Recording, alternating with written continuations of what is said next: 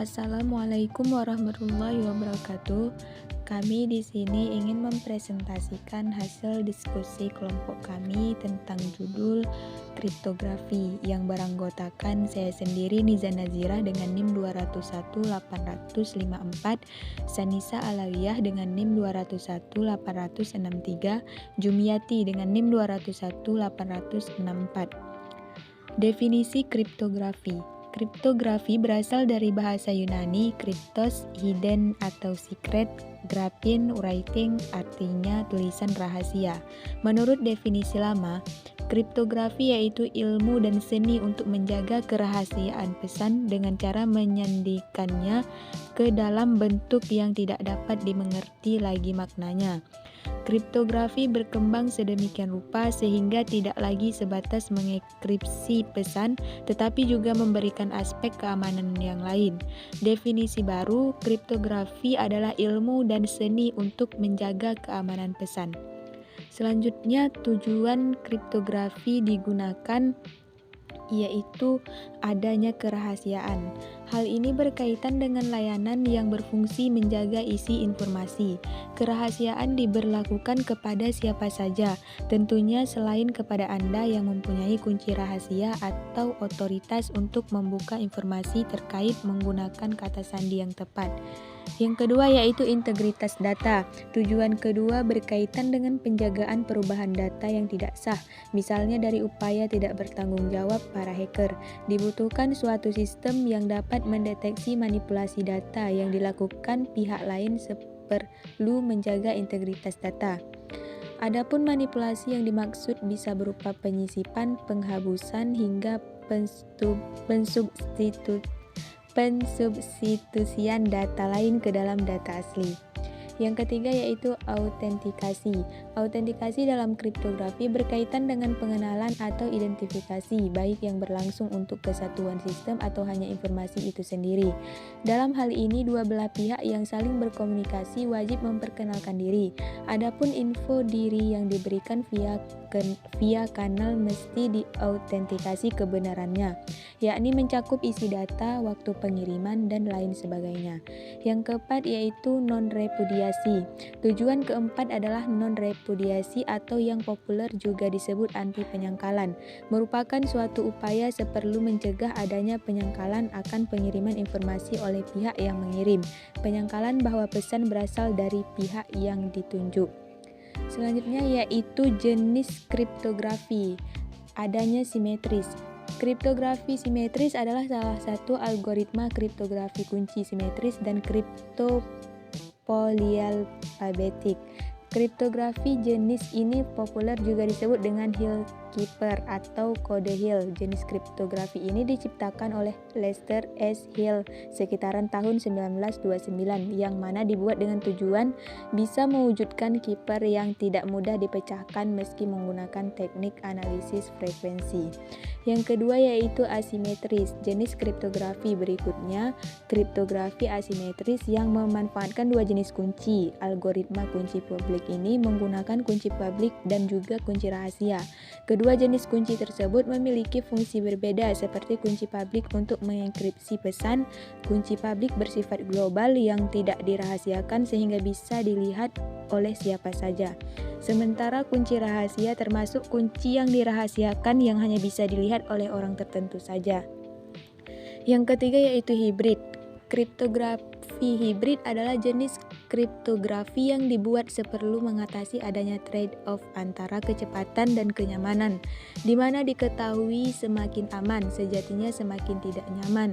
Sebaliknya, semakin nyaman, maka sebenarnya sistem semakin tidak aman. Baiklah, selanjutnya akan dilanjutkan oleh pemateri kedua. Saya Sanisa Alawiyah dengan NIM 200180063. Baiklah, saya akan melanjutkan materi. Contoh kasus kriptografi di kehidupan nyata terjadi pada tahun 2014 di Indonesia, yaitu kasus Lazada tentang pengiriman iPhone 6. Menghindari penipuan pada transaksi online, Kementerian Komunikasi dan Informatika atau Kemkominfo mewacanakan situs e-commerce harus terakreditasi oleh suatu badan agar lebih terpercaya. Soal kasus Lazada tentang pengiriman iPhone 6 tersebut harusnya bisa jadi momentum buat Kominfo percepat aturan e-commerce. Jelas Menteri Komunikasi dan Informatika atau Kominfo Rudiantara di Jakarta. Di Permen Kominfo, lanjut Rudiantara, perdagangan e-commerce perlu minta izin dari awal sehingga industri tersebut terpercaya di masyarakat. Tapi sebelum beroperasi harus tersertifikasi dan akreditasi. Namun, saya lebih senang akreditasi karena yang menyertifikat adalah industri untuk memastikan adanya perlindungan terhadap konsumen. Tambahnya menjelaskan. Dirinya juga menerangkan, Kemkominfo justru mendorong tumbuhnya e-commerce dan startup, registrasi secara administratif, serta mengajukan akreditasi ke badan untuk mendapatkan sertifikasi. Sertifikasi untuk menghadirkan kepercayaan kepada masyarakat, sehingga ada sertifikat regulation self dari industri. Jadi lebih baik kita berdayakan ID, tambah Rudiantara. Sebelumnya, dunia maya dihebohkan dengan pemesanan iPhone 6 Plus melalui Lazada. Namun, yang diterima adalah sabun batangan. Ini dikicaukan akun Danis Darusman melalui jejaring sosial. Beli iPhone 6 Plus nyampenya sabun Nuvo, hanya di Lazada. Buruan guys, buruan bangkrut maksudnya loh. Kicau Danis di Twitter. Danis pun memposting foto box pembungkus kiriman Lazada yang menunjukkan sabun batangan, bukannya iPhone 6 Plus di dalamnya. Sementara itu, pihak Lazada melalui public relation manajernya telah mengkonfirmasi keluhan Danis Danuswara. Tania Amalia mengungkapkan jika pihaknya masih melakukan proses investigasi atas permasalahan tersebut. Tania pun mengakui pihak Lazada telah langsung menghubungi pihak Danis Darusman selaku pelapor masalah. Sejauh ini, kami masih melakukan proses investigasi. Kami belum dapat menentukan pihak mana yang salah dalam kasus ini. Setelah investigasi selesai, baru kami akan memberikan konfirmasi langsung terkait masalah itu, ujar Tania melalui sambungan telepon. Baiklah, selanjutnya akan dilanjutkan oleh pemateri ketiga. Saya Jumiati dengan NIM 20180064 akan melanjutkan kasus kedua di dunia, yaitu kasus kriptografi pembobolan Sony Entertainment yang diduga dilakukan Korea Utara. Mungkin masih segar diingatan tentang kasus yang ramai dibicarakan pada akhir 2014 silam, di mana Sony Pictures mengalami peretasan besar-besaran yang salah satu buntutnya adalah tak jadi tayangnya film komedi kontroversial tentang percobaan pembunuhan Presiden Korea Utara Kim Jong-un. The Interview dampaknya sebenarnya tak hanya batalnya pemutaran film, namun beberapa hal seperti bocornya email privat, bocornya angka keamanan sosial, bocornya film Sony yang belum dirilis dan terhapus secara permanen, lebih dari separuh data perusahaan film tersebut. Uniknya, pihak pemerintah Amerika Serikat secara mengejutkan langsung menuduh Korea Utara sebagai otak di balik peristiwa ini.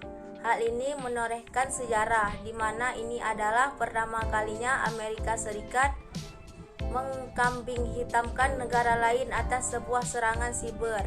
Pihak Korea Utara sesegera mungkin membantahnya dan akhirnya meninggalkan pertanyaan besar bagi warga dunia tentang siapa yang melakukan salah satu kejahatan terbesar via siber ini.